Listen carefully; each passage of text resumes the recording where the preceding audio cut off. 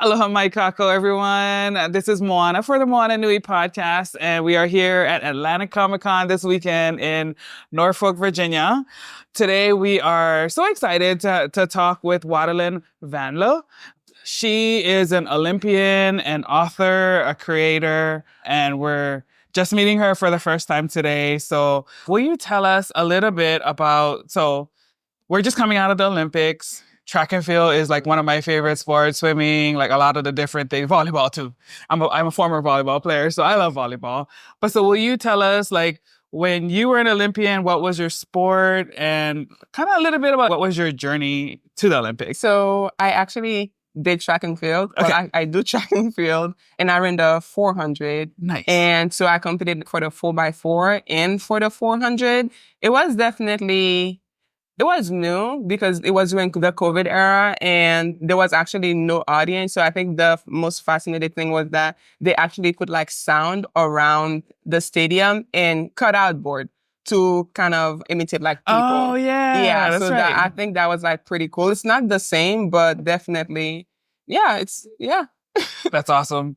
So you ran the 400. This year, I think the one that stood out the most to me was Quincy Hall's victory because everybody thought he was behind and then he just pulled energy out of nowhere. What is that like, running the 400, and like how do you pace yourself when you're competing? I mean, as a Gamecock, and Quincy's a Gamecock, so by default, yeah. I was rooting for him, and I think he's such a beast. But I think that definitely the strategy is you get out hard, and then you go even faster, and then you go even faster and hope not to die. But with Quincy, it was definitely, I mean, watching him, it was just amazing, you know? But I also think being a Gamecock, you know, as a Gamecock, you fight till the end. Yes. And which is what he did. And I think when I was watching it, I think he wanted it, but not wanted it, like he needed it. Yeah. And you can see the fight, the grit and everything in his face. But it was definitely, I was at the edge of myself. Come on, Quincy. So I was there like, Quincy, come on. If I could push you, I would. So watching him doing it as a Gamecock, I loved it. It's good for the sport. It's good for the city. And it's good for Gamecock. Yeah. Definitely.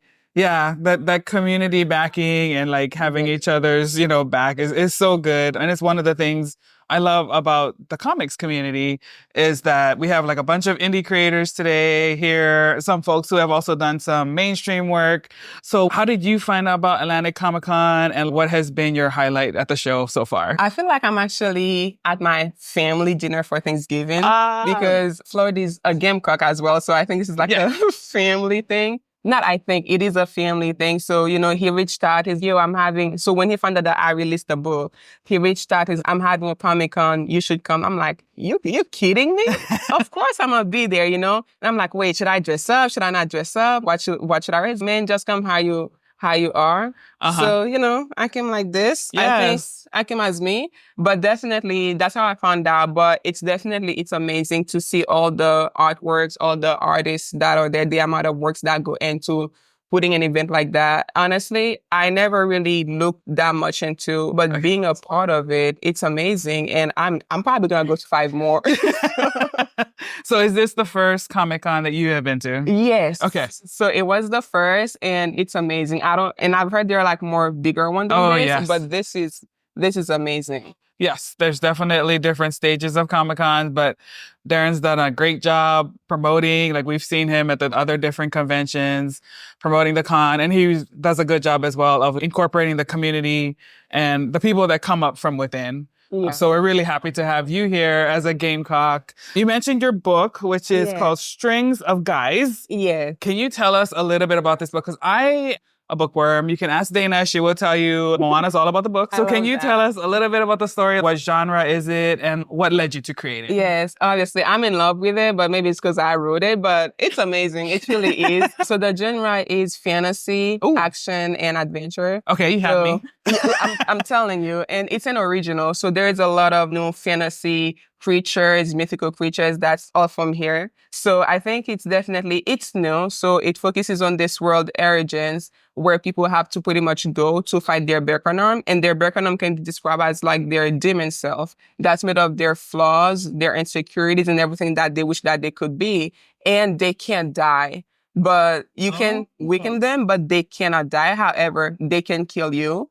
And that's just one part of it. So it's a world within a world within a world. Okay. And you have people trying to navigate to see how they can cleanse that world just for them to be embarking on like a very dangerous journey.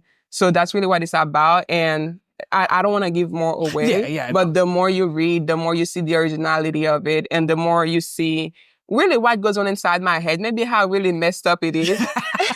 So if you do sword fighting and you like, mythical creatures and you want to see some of the crazy names that I come up with in the world that I created, then I think it's definitely something for you. If you're looking for something new to, Definitely. So I know I have to get my copy, but if you're not here at Atlanta Comic Con, definitely check it out. Can people order online? Yes, they can order it on Barnes & Noble, Amazon, Walmart, any major online bookstore, they can get it. Okay, that's awesome. So it definitely sounds like an interesting concept to me. Do you have a plan that is it going to be a series or is this like a one-shot book? No, it's going to be a series for sure. This is just book one of the series, but you can also just read that book on its own or you can look forward to the next series. But I doubt that you're just going to want to read just this one. Because my sister, because she was there when I was writing it, and she would be like, oh my gosh, what's next? I'm like, I'm still writing it. So I don't even know what's next. You'll have to wait to see. Yeah. Yeah, it's definitely amazing. And not because I wrote it, but because I know what good looks like. And definitely, it's a great piece of work. And it's also outside of line of what I do for a living. Okay. But I definitely do believe that, it's something amazing to be put out there. And what I do for a living doesn't really matter as long as my work are fulfilling it. Yeah. Gotcha. So I'm definitely excited to check this out. For me, if I become a fan of a series, like I need the box set, I need the hardcover. You will get it. You will get it. And a gift. Ooh, we love gifts as readers. Oh, even if it's a bookmark. Ooh. Well, I do have some as well. Oh, so you'll get nice. when you get the book. Okay, yes. I will definitely be purchasing my copy for sure. Let's see. So as a woman creator in this industry, how do you feel about like how women are like claiming space, or do you think we're improving in terms of women perspectives and women's stories? What do you envision for the future, for the next generation of girls coming up? I definitely, I have big dreams. My dreams are probably bigger than what I'll probably be able to accomplish, but I do definitely feel like I'm contributing to some of the girls growing up to see what they can do, that they can do things that hasn't even been thought of or invented. So I think my biggest dream is for girls and women to not limit themselves to what they can do, regardless of their age or their background or where they're from. And don't just say that you're gonna do the work, but actually start doing it and then make it happen. So that's what I really know. Yeah. Alrighty. Well, we want to thank Wadelineʻs for taking her time with us here at Comic-Con. As you know, we're about to get started. So oh, yes. Before we leave you, where can people follow you on social media so that we can learn more and hopefully get the news when the next book is coming? Okay, so you can follow me on Facebook. My name is Wadeline Venlogh, right here. WADELINEVENLOGH. Yes. Facebook, Twitter, and Instagram. So if you just type my name, I will pop up. Yeah. And my name is very new, so you may see Wadeline Jonathas, but the Venlogh should get you to my Instagram page. Gotcha. Awesome. Well, thank you so much for sharing some of your time with us. We wish you all of the success today and in the future with your book and your series. And if there's a way for us to help promote your work, definitely we look forward to having you on the show again another time. I really appreciate it. I enjoyed this. Yeah. I don't know if you can tell, but I'm enjoying this. Thank you so much. We enjoy it too. So thank you guys. Signing out from Atlanta Comic-Con. Shout out to Darren. Thank you so much for bringing this to the Norfolk community. And we'll see you guys later. Ahui ho!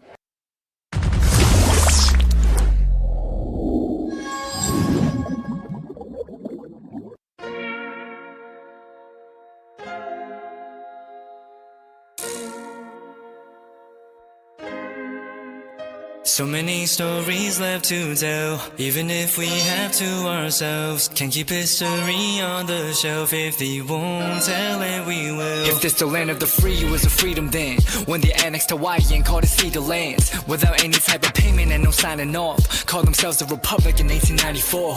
1.2 million acres overtaken from the native Hawaiians. When they resisted, the West retaliated in violence and erasure. The Hawaiian language is banned as part of colonialism's plan to expand, yeah.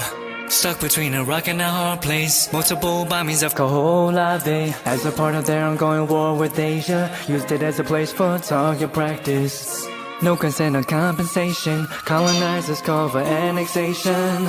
The work of all the locals. School will never let you know. So many stories left to tell. Even if we have to ourselves. Can keep history on the shelf. If we won't tell it, we will. Too many stories left to tell. Even if we have to ourselves. Can keep history on the shelf. If we won't tell it, we will. We will. So if we put Hawaii into perspective, well, Black and Asian history is interconnected. Considering the fight with the Pacific, then of course, versus Asia, they was treated as a middleman for war, but didn't let the Western colorism run its course, cause dark skin was a sign of dignity to core. The land was taken in the name of capitalism, when prior to it was an actual kingdom, clapped back at the system. Stuck between a rock and a hard place. Multiple bombings of Koholave. As a part of their ongoing war with Asia, used it as a place for target practice. No consent or compensation. Colonizers call for annexation. The work of all the locals. School will never let you know. So many stories left to tell. Even if we have to ourselves. Can keep history on the shelf. If we won't tell it, we will. Too many stories left to tell. Even if we have to ourselves. Can keep history on the shelf. If we won't tell it, we will. So many stories left to tell. Even if we have to ourselves. Can keep history on the shelf. If we won't tell it, we will. Too many stories left to tell. Even if we have to ourselves. Can keep history on the shelf. If we won't tell it, we will. We will.